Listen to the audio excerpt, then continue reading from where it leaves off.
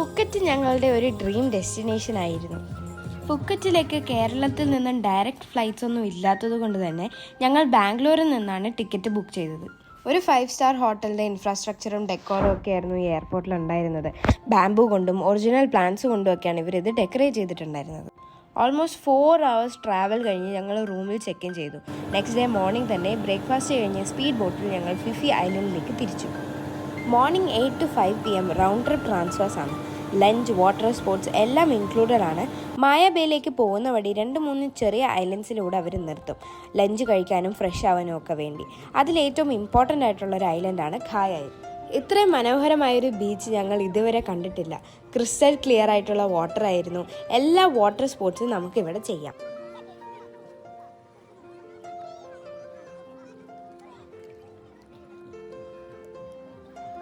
ഇവിടെ ഞങ്ങൾ കുറച്ച് ടൈം സ്പെൻഡ് ചെയ്തതിന് ശേഷം കുറച്ച് ഫോട്ടോസൊക്കെ എടുത്ത് വാട്ടർ സ്പോർട്സ് ഒക്കെ ചെയ്ത് അവർ ഞങ്ങളെ ലഞ്ച് കഴിക്കാൻ വേണ്ടി ഇതിലും മനോഹരമായ ഒരു ഐലൻഡിലേക്കാണ് കൊണ്ടുപോയത്.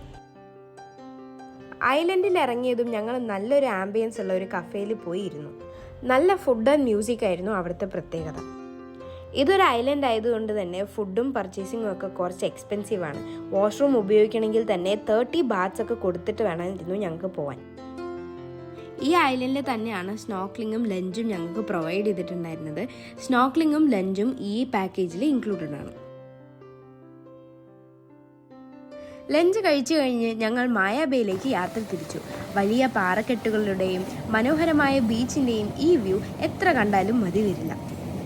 മായ ബേയിലേക്ക് എത്തുമ്പോഴേക്കും വെള്ളത്തിൻ്റെ നിറം കൂടുതൽ മനോഹരമാവുന്നത് കാണാം. ഏറ്റവും മനോഹരമായ ബീച്ചാണ് മായ ബേ എന്നാൽ പോലും അവിടെ സ്വിം ചെയ്യാനോ വാട്ടർ സ്പോർട്സ് ചെയ്യാനോ അവർ സമ്മതിക്കില്ല. കാരണം സുനാമി വന്നതിന് ശേഷം അവിടെ ഷാർക്ക് എൻകൗണ്ടേഴ്സ് കൂടുതലായതുകൊണ്ട് തന്നെ അതിൻ്റെ പ്രിക്കോഷൻ ആണെന്നാണ് അവർ പറഞ്ഞത്.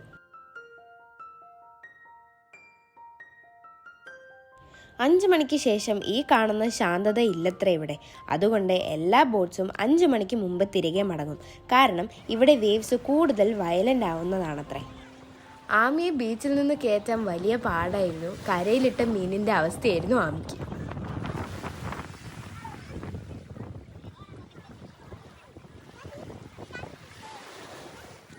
മായ ബേയിൽ അങ്ങനെ കുറേ നേരം കളിച്ച് കുറേ ഫോട്ടോസൊക്കെ എടുത്ത് സീനറിയൊക്കെ ആസ്വദിച്ചതിന് ശേഷം ഞങ്ങൾ തിരിച്ച് ബോട്ടിലേക്ക് പോയി.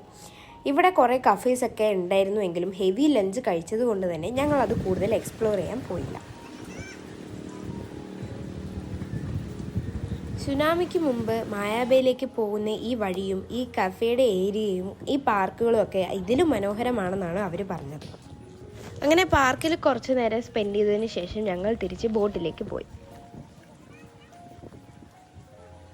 5 മണിക്ക് മുമ്പ് തന്നെ ഞങ്ങൾ മായാബേയിൽ നിന്ന് തിരിച്ചെങ്കിലും വേവ്സിൻ്റെ ശക്തി കൂടി വരുന്നത് ഞങ്ങൾക്ക് മനസ്സിലായി.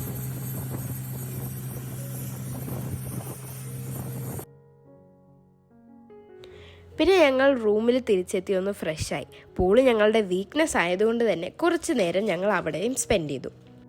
ഫുക്കറ്റിലെ ഫിഷർമെൻ ഹാർബറിലാണ് ഞങ്ങൾ താമസിച്ചത്. ഈ ട്രിപ്പ് പോലെ തന്നെ അതിമനോഹരമായൊരു ഹോട്ടലായിരുന്നു അത്.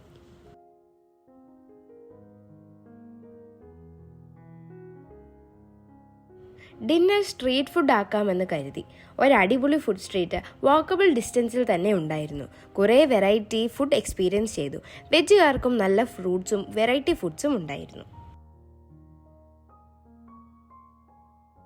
വെറൈറ്റി സീ ഫുഡ് ഞങ്ങൾക്ക് അഫോർഡബിൾ പ്രൈസിൽ എക്സ്പീരിയൻസ് ചെയ്യാൻ പറ്റി.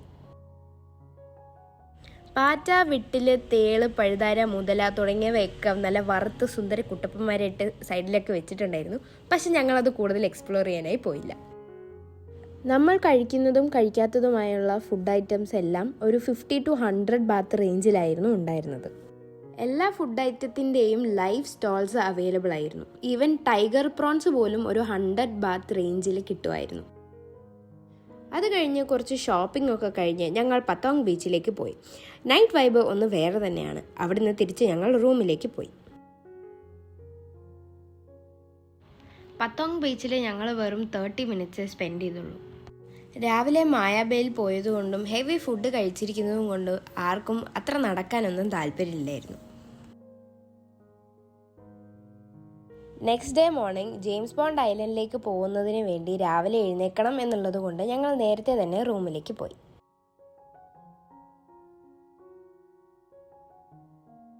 രാവിലെ 8 മണിക്ക് തന്നെ ഞങ്ങളുടെ ക്യാബ് വെയിറ്റിംഗ് ആയിരുന്നു. ബ്രേക്ക്ഫാസ്റ്റ് കഴിഞ്ഞ് ഞങ്ങൾ ജെയിംസ് ബോണ്ട് ഐലൻഡിലേക്ക് പോയി. പോകുന്ന വഴി ലേയിങ് ബുദ്ധയും മങ്കി കേവ് എന്ന് പറയുന്ന 2 ഡെസ്റ്റിനേഷനും ഞങ്ങൾ കവർ ചെയ്തു. ബുദ്ധ ടെമ്പിളിൽ നോർമലി ഡ്രസ് കോഡുകൾ ഉണ്ടാവും. സ്ലീവ്ലെസ്സും ഷോർട്സും ഒന്നും അലൗഡ് അല്ല. പക്ഷേ അവിടെ തന്നെ സ്കാർഫ്സ് റെൻറ്റിന് നമുക്ക് എടുക്കാൻ പറ്റും. ടെമ്പിളിൻ്റെ ഉള്ളിൽ തന്നെ ഒരു ചെറിയ കേവിലൂടെ നമുക്ക് മുകളിലേക്ക് പോകാൻ പറ്റുന്ന ഒരു പാത്ത് ഉണ്ടായിരുന്നു. പക്ഷേ അതൊന്നും പ്രോപ്പറായിട്ടുള്ള സ്റ്റെപ്സ് ആയിരുന്നില്ല. കേവുകളൊക്കെ ഒരു സ്റ്റെപ്പിൻ്റെ മോഡലിൽ ഇങ്ങനെ വെച്ചിരിക്കുകയായിരുന്നു. അതുകൊണ്ട് അത് കയറാൻ വളരെ ബുദ്ധിമുട്ടായിരുന്നു. കുറേ പേരൊക്കെ വീഴുന്നുണ്ടായിരുന്നു. അതുകൊണ്ട് ഞങ്ങൾ പകുതി ദൂരം വെച്ച് തന്നെ ഞങ്ങൾ മതിയാക്കി തിരിച്ചു വന്നു. ജെയിംസ് ബോണ്ട് ഐലൻഡിലേക്ക് പോകുന്ന വഴി കയാക്കിംഗ് ചെയ്യാൻ കോ താലു എന്ന ഒരു ഐലൻഡിൽ അവർ 1 hour സ്പെൻഡ് ചെയ്യാൻ നിർത്തി. കയാക്കിംഗ് ഞങ്ങളുടെ ഫസ്റ്റ് എക്സ്പീരിയൻസ് ആയിരുന്നു. കയാക്കിംഗ് ആക്ച്വലി ഒരു ഫൺ എക്സ്പീരിയൻസ് ആയിരുന്നു. കാരണം നമ്മളെ കൊണ്ടുവന്ന മാമന്മാർ ബോളിവുഡിലെ എല്ലാ ആക്ട്രസിൻ്റെയൊക്കെ പേരൊക്കെ പഠിച്ചു വെച്ചിട്ടുണ്ട്. അപ്പോൾ നമ്മളെ കാണുമ്പോൾ തന്നെ അവർ മാധുരി ദീക്ഷിതാണ്, ജൂഹി ചൗളയാണെന്നൊക്കെ പറഞ്ഞ്, അച്ഛൻ ഋത്തിക് റോഷൻ ആണെന്നൊക്കെ പറഞ്ഞിട്ടുണ്ടായിരുന്നു. ഏറ്റവും ലാസ്റ്റ് ബോട്ടിൽ നിന്ന് ഇറങ്ങുമ്പോഴാണ് മനസ്സിലായത് ഒരു ടിപ്പിന് വേണ്ടിയിട്ടാണ് ഇവരിങ്ങനെയൊക്കെ പറയുന്നത്. ഇത് നമ്മളോട് മാത്രമല്ല, എല്ലാ ഇന്ത്യൻ ടൂറിസ്റ്റിൻ്റെ അടുത്തും ഇവർ ഈ ഡയലോഗുകൾ തന്നെയാണ് അടിക്കുന്നത് എന്ന് നമ്മുടെ കൂടെ വന്ന ഫാമിലീസിൻ്റെ അടുത്ത് സംസാരിച്ചപ്പോഴാണ് നമുക്ക് മനസ്സിലായത്. കൂട്ടത്തിൽ തന്നെ അവർ കുറച്ച് ഹിന്ദി പാട്ടുകളൊക്കെ നമുക്ക് വേണ്ടി പാടി തന്നിട്ടുണ്ടായിരുന്നു. ഒരു 30 minutes കയാക്കിംഗ് കഴിഞ്ഞ് അവർ നമ്മളെ നേരെ കൊണ്ടുപോകുന്നത് ജെയിംസ് ബോണ്ട് ഐലൻഡിലേക്കാണ്. ജെയിംസ് ബോണ്ട് മൂവിയായ the man with a golden gun shoot ചെയ്തത് ഈ ഐലൻഡിലാണ്. അതിനുശേഷമാണ് ഈ ഐലൻഡിന് ജെയിംസ് ബോണ്ട് ഐലൻഡ് എന്ന പേരും ഈ സ്ഥലം ഇത്ര ഫേമസും ആയത്. അങ്ങനെ അവിടെ ഞങ്ങൾ കുറച്ച് ടൈം സ്പെൻഡ് ചെയ്ത് കുറച്ച് ഫോട്ടോസൊക്കെ എടുത്ത് ചെറിയ സോവനീസൊക്കെ വാങ്ങിച്ചതിന് ശേഷം ഞങ്ങൾ തിരിച്ച് ബോട്ടിൽ കയറി. അവർ ഞങ്ങൾ വേറൊരു ഐലൻഡിലേക്ക് കൊണ്ടുപോയി ലഞ്ചിന് വേണ്ടിയിട്ട്. അവിടുന്ന് ഞങ്ങളെ നേരെ റൂമിലേക്ക് ഡ്രോപ്പ് ചെയ്തു.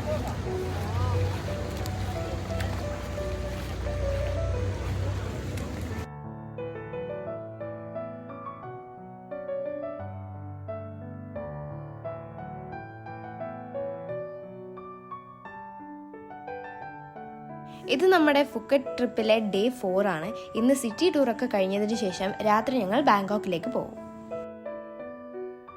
നെക്സ്റ്റ് ഡേ മോർണിംഗ് ഞങ്ങൾ ബിഗ് ബുദ്ധ വ്യൂ പോയിന്റിലേക്കാണ് പോയത്. അവിടെ നിന്ന് നോക്കുകയാണെന്നുണ്ടെങ്കിൽ ആ സിറ്റി ഫുള്ളായിട്ട് നമുക്ക് കാണാൻ പറ്റും.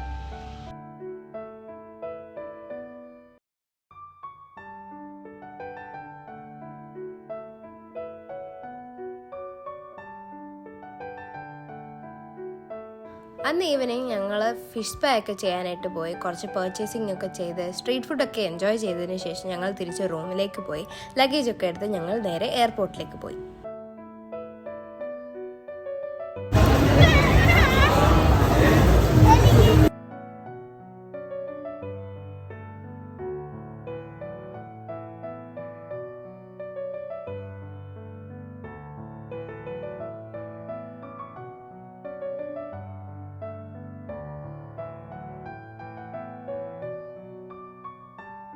ഞങ്ങളെല്ലാവരും തായ് ട്രഡീഷണൽ മസാജും ഫിഷ് സ്പായും ഒക്കെ ചെയ്തിട്ടുണ്ടായിരുന്നു.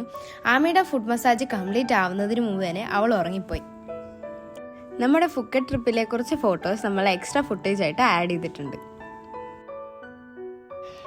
ഞങ്ങളുടെ ഈ ട്രിപ്പിന്റെ ഡീറ്റെയിൽസ് ഒക്കെ ഞങ്ങൾ ഡിസ്ക്രിപ്ഷൻ ബോക്സിൽ കൊടുത്തേക്കാവേ. Thank you for watching our video.